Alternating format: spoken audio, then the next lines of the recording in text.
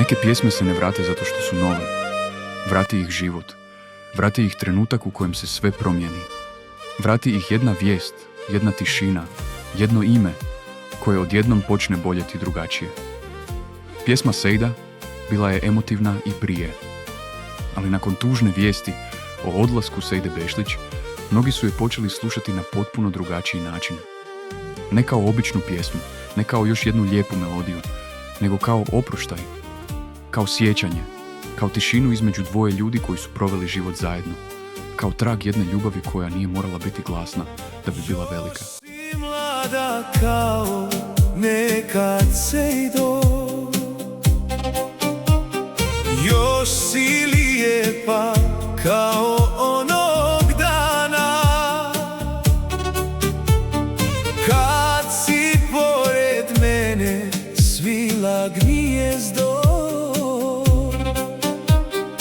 kad si srce meni dala ti. Halid Bešlić je za mnoge ljude bio više od pjevača. Bio je glas kafane, glas putovanja, glas rastanaka, svadbi, tuge, uspomena i onih dugih noći kada čovjek ne zna kome bi rekao ono što ga boli. Njegove pjesme nisu bile samo pjesme.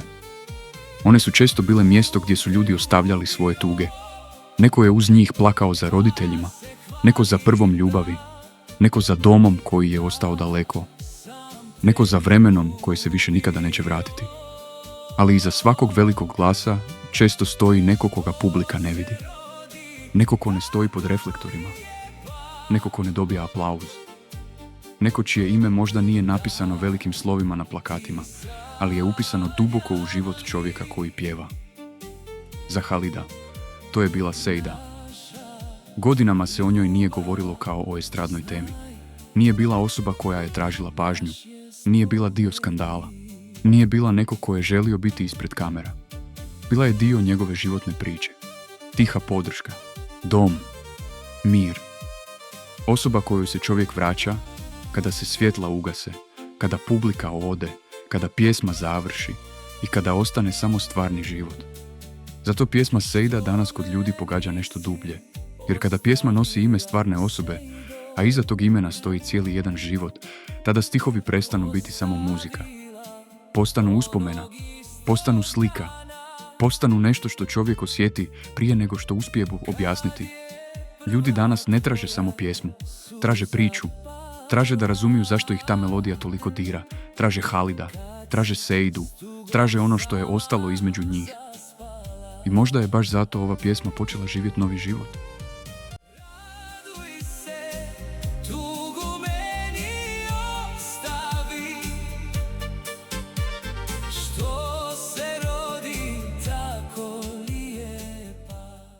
Ne zato što je publika željela senzaciju, ne zato što ljudi traže samo tužne vijesti, nego zato što su osjetili da se iza jedne pjesme krije stvaran oproštaj. A stvarni oproštaji se ne zaboravljaju lako. Na Balkanu postoje pjesme koje se ne slušaju samo ušima. Slušaju se kroz ono što smo izgubili. Slušaju se kroz nečiji prazan stolac. Kroz stare fotografije. Kroz miris kafe u kući u kojoj neko više ne sjedi. Kroz putovanja noću, kada svi šute, a samo pjesma govori ono što niko ne zna izgovoriti. Jedni se sjete majke, drugi oca, treći prve ljubavi. Neko se sjeti djetinjstva, neko sela, neko grada iz kojeg je otišao, neko osobe koju nije stigao zagrliti još jednom, a neko samo zastane jer ga jedna riječ, jedno ime, jedna melodija vrati u vrijeme koje se više ne može ponoviti. Sejda je upravo takva pjesma. Nije agresivna. Ne pokušava biti hit po svaku cijenu. Ne traži od čovjeka da odmah zapjeva. Ona ide polako. Kao razgovor koji čovjek vodi sam sa sobom. Kao da neko u tišini kaže: bila si tu. I to se ne zaboravlja. Zato ova pjesma sada ima drugu težinu. Prije je bila posveta. Danas zvuči kao trag. Prije je bila ljubavna pjesma. Danas je mnogi čuju kao posljednje hvala. Kao tiho priznanje da postoje ljudi koji obilježe naš život tako duboko da poslije njih ni pjesme više ne zvuče isto. I to je razlog zašto se ljudi vraćaju baš ovoj pjesmi. Ne zato što žele još jednu tužnu vijest, nego zato što im treba pjesma kroz koju mogu osjetiti ono što ne znaju reći. Jer nekad je najteže opisati ljubav koja traje dugo, ljubav koja nije glasna, ljubav koja se ne dokazuje pred kamerama, ljubav koja ne traži aplauz, ljubav koja samo stoji tu, godinama, u tišini, u svakodnevici, u brigama, u čekanjima, u povracima, u svim onim malim stvarima koje niko ne vidi, a koje na kraju znače najviše. Takva ljubav ne nestane kada neko ode.